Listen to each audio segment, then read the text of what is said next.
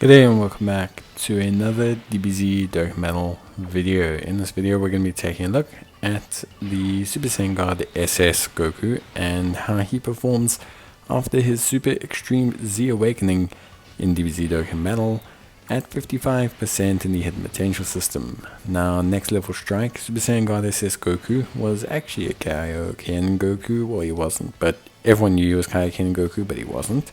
But that's actually worked out great for him a lot of the times because he has a perfect Kaioken Goku link set, but just doesn't link up. Well, he can link up with him because his name is different. So he's an AGL type, key +3, HP attack and defense, 120% lead, greatly raises attack and causes immense damage to the enemy while sacrificing 5% health, which can be a bit of a problem if you are sacrificing a lot of health in one rotation. But we'll take a look at that. Goku is a key +2 attack and defense of 259%, high chance of performing a crit. As the third attacker in a turn, he will launch a guaranteed additional super and also have damage reduction of 40%. When attacking, his attack of 159% up, attack and chance of crit up 20% when HP is 77% or less, attack and chance of critical hit up another 30% when HP is 59% or less, which is great. Does make obviously his damage fluctuate slightly, but I think overall it's a pretty good not too big a jump. When receiving an attack, defense of 159%, defense and damage reduction 20% when HP is 77% or less, and defense and damage reduction rate 30% up when HP is 59% or less. This again is similar to his attack in that it's pretty good. It's not huge changes, but in this case it is, because the damage reduction is additive to his damage reduction base.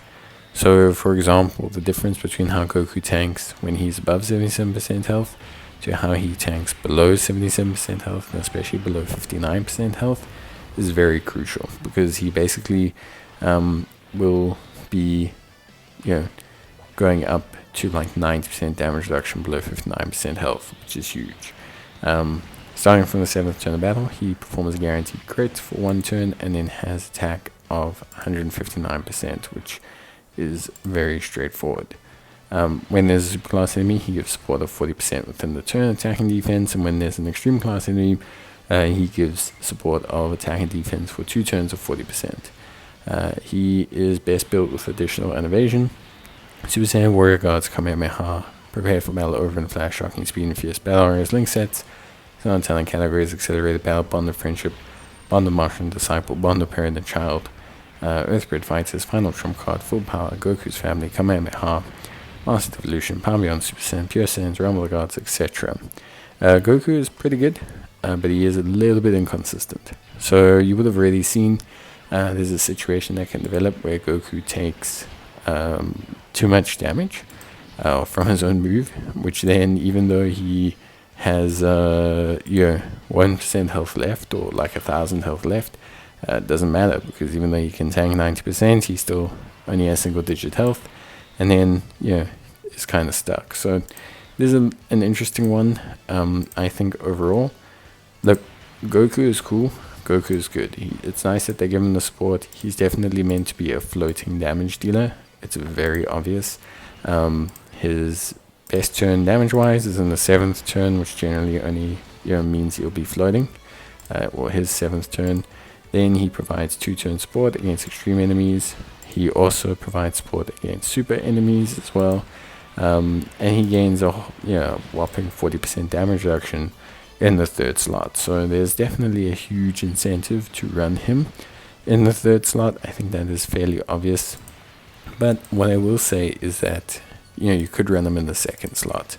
But for me, just with the way the team works, even if you have your own Tech Kaioken Goku, like Tech Kaioken Goku, outside of getting his evasion right, is not a 1st slot tank. So floating Goku is always your best bet. That's what he's designed to do. It makes sense. Don't not do that. Definitely do that. But I think AGL Goku is pretty cool. Is he absolutely amazing? I think he is good. I think he is very good. I think at lower health, he's great. You end up in a sticky situation. I think Goku provides a lot that I think is really, really good. If you are not in a good situation, Goku's the man. He'll be a good floating unit, be a good second slot unit, be a good damage dealer. If you are, someone rocking an incredibly strong team, or you just seem to be on top the whole fight, then Goku's a little bit more average. I wouldn't say he's distinctly bad. Like, I wouldn't say he's bad or not usable or, anything like that. But he doesn't perform at the same level as he would if he was low on health. But overall, I think Goku's pretty good. I do enjoy using him, and I think he's a lot of fun to kind of run on the right team. I think you get a lot out of him, so I'm really, really happy with that. And personally, I think that is good enough for me, basically. Like, I think that's for me pretty much as good as it gets. So super happy with Goku. I think he's a solid Super Easy A. Not the best one, but I think he's alright. He suits that kind of lower health kind of team that's operating in that hemisphere. The issue is that him and Goku might actually do too much damage to yourself with the amount of health that they take off of their health. I mean, Goku will take like 20% off of you, and this Goku can potentially take another 10%. So it's like 30% health you're almost losing just by running the two Gokus together, which is dangerous, especially if we've got another Goku floating around. But yeah, that's it from me. Bye.